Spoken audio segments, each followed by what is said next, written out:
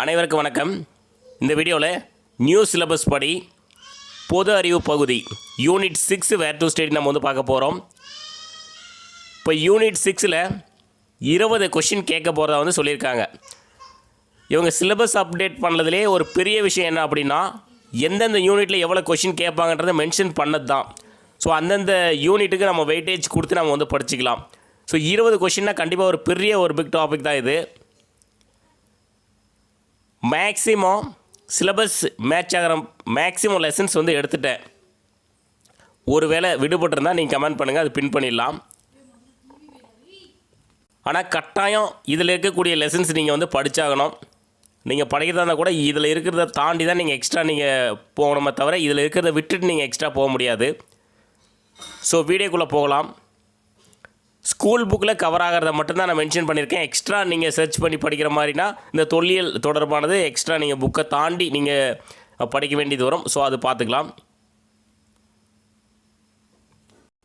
அலகு 6 தமிழ்நாட்டின் வரலாறு, பண்பாடு, மரபு மற்றும் சமூக அரசியல் இயக்கங்கள்.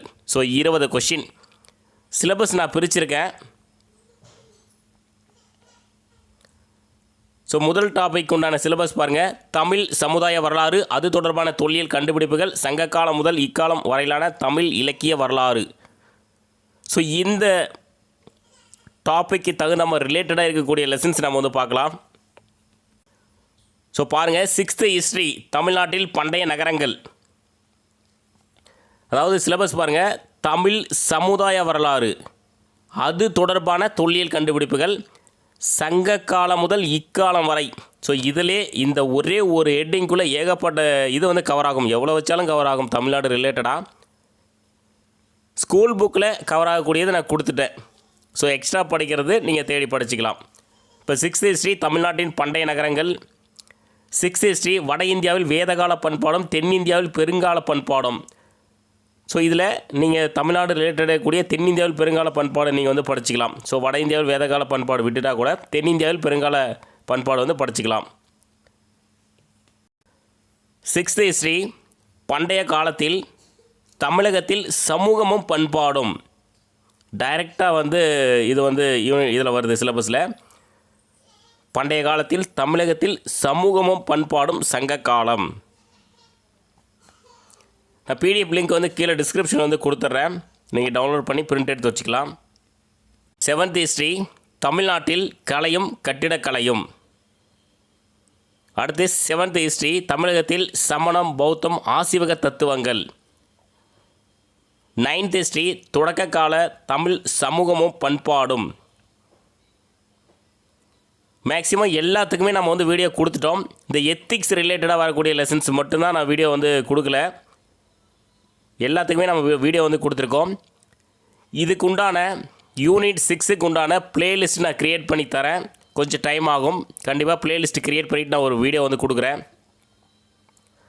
11th ஹிஸ்ட்ரி தென்னிந்தியாவில் சமுதாய உருவாக்கம். 11th ஹிஸ்ட்ரி தென்னிந்தியாவில் பண்பாட்டு வளர்ச்சி. 11th ஹிஸ்ட்ரி பிற்கால சோழரும் பாண்டியரும். 11th எத்திக்ஸ் தமிழக பண்பாடு ஒரு அறிமுகம். 11th எத்திக்ஸ் தமிழ் இலக்கியங்கள் உணர்த்தும் வாழ்வியல் நெறிகள். 11th எத்திக்ஸ் தமிழர் கலைகள். ஸோ 12 லெசன் அந்த டாபிக் 1ல் கவர் ஆகுது. நீங்கள் தொல்லியல் தொடர்பாக மட்டும் நீங்கள் எக்ஸ்ட்ரா வெளியில் படிக்கிற மாதிரி இருக்கும். ஸ்கூல் புக்கில் இருக்குது, அது லிமிட்டடாக இருக்கும். ஸோ அடுத்து திருக்குறள் தொடர்பாக நம்ம பெருசாக சொல்ல முடியாது. ஏன்னா 6th 12th வரைக்கும் நியூ புக்கு, ஓல்டு புக்கு. அது இல்லாமல் திருக்குறள் தொடர்பான அறிஞர்களின் கூற்றுகள். ஸோ இவ்வளோ தான் நம்ம சொல்ல முடியும். நீங்கள் ஸ்கூல் புக்கிலேருந்து நீங்கள் படிச்சுக்கலாம் தமிழில். திருக்குறள் படிக்கிறது மூலிமா இப்போ யூனிட் 6லேயும் கவர் ஆகுது, தமிழ்லேயும் கவர் ஆகுது. ஸோ அதனால் நீங்கள் இது compulsory 6th to 12th new book, old book. அது இல்லாமல் முக்கியமான திருக்குறள் தொடர்பான questions. So syllabus once read பண்ணிடுறேன். திருக்குறள் மதசார்பற்ற தனித்தன்மையுள்ள இலக்கியம், அன்றாட வாழ்விலோடு தொடர்பு தன்மை, மானுடத்தின் மீதான திருக்குறளின் தாக்கம், திருக்குறளும் மாறாத விழுமியங்களும், சமூக அரசியல் பொருளாதார நிகழ்வுகளில் திருக்குறளின் பொருத்தப்பாடு, திருக்குறளில் தத்துவ கோட்பாடுகள். இதான் சிலபஸ்ஸு. ஸோ டாபிக் 3 பாருங்கள். விடுதலை போராட்டத்தில் தமிழ்நாட்டின் பங்கு, ஆங்கிலேயருக்கு எதிரான தொடக்க கால கிளர்ச்சிகள், விடுதலை போராட்டத்தில் பெண்களின் பங்கு. நிறைய கொஷின் கேட்கக்கூடிய பகுதி இதுதான். ஸோ என்னென்ன லெசன் கவர் ஆகுதுன்றதை பார்த்துடலாம். 8th ஹிஸ்ட்ரியில் மக்களின் புரட்சி, 10th ஹிஸ்ட்ரி ஆங்கிலேய ஆட்சிக்கு எதிராக தமிழகத்தில் நிகழ்ந்த தொடக்க கால கிளர்ச்சிகள், 10th ஹிஸ்ட்ரி தமிழ்நாட்டில் விடுதலை போராட்டம், 10th ஹிஸ்ட்ரி தமிழ்நாட்டில் சமூக மாற்றங்கள். இந்த 2 லெசன் ரொம்ப இம்பார்ட்டன்ட்.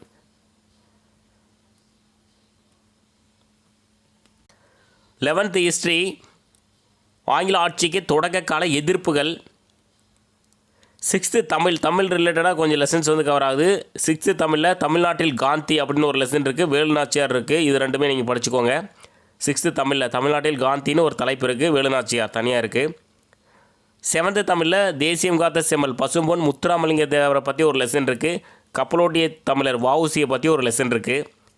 ஸோ அது படிச்சுக்கோங்க. 9th தமிழில் பார்த்தீங்கன்னா கல்வியில் சிறந்த பெண்கள் அப்படின்ற ஒரு லெசன் இருக்குது, அது படிச்சுக்கோங்க. ஸோ டாபிக் 3 அவ்வளோதான். டாபிக் 4 பார்க்கலாம்.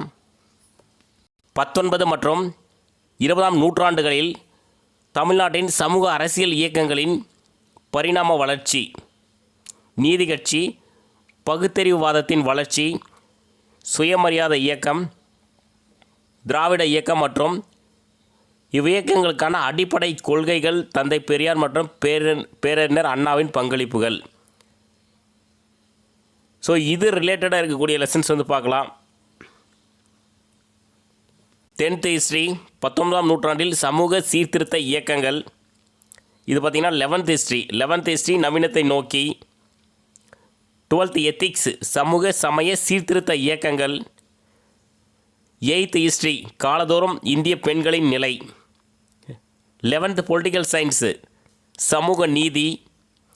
11th பொலிட்டிக்கல் சயின்ஸ் தமிழகத்தில் அரசியல் வளர்ச்சி. 11th பொலிட்டிக்கல் சயின்ஸ் தமிழக அரசியல் சிந்தனைகள். அது இல்லாமல் தமிழ் ரிலேட்டடாக பாருங்கள். 8th தமிழில் எம்ஜிஆரை பற்றி ஒரு லெசன் இருக்கும், பாரதத்னா எம்ஜிஆர்னு. அதே 8th தமிழில் அயோத்திதாசர் சிந்தனைகள்னு அயோத்திதாசரை பற்றி இருக்கும். 8th தமிழில் சட்டமேதை அம்பேத்கரை பற்றி ஒரு லெசன் இருக்குது. அடுத்து பெரியாரின் சிந்தனைகள், பெரியாரை பற்றி ஒரு லெசன் இருக்குது 9th தமிழில். ஸோ சிலபஸ் இவ்வளோ தான். இதில் இருக்கிறது கண்டிப்பாக கட்டாயம் படிக்கக்கூடிய லெசன்ஸு. இதை தாண்டி ஏதாவது படிக்க மிஸ் ஆகிருந்தால் நீங்கள் கமெண்ட் பண்ணுங்கள், அதை நான் பின் பண்ணிடுறேன் கமெண்டில், நீங்கள் பார்த்துக்கலாம். மேக்ஸிமம் நான் கொடுத்துருக்கேன். ஸ்கூல் புக்கில் இருக்கிறது கொடுத்துருக்கேன், நீங்கள் தேடி படிக்கிறது ஒன்றும் பிரச்சனை இல்லை. தொல்லியல் மட்டும்தான் கொஞ்சம் எக்ஸ்ட்ரா வெளியிருந்து படிக்கிற மாதிரி இருக்கும்.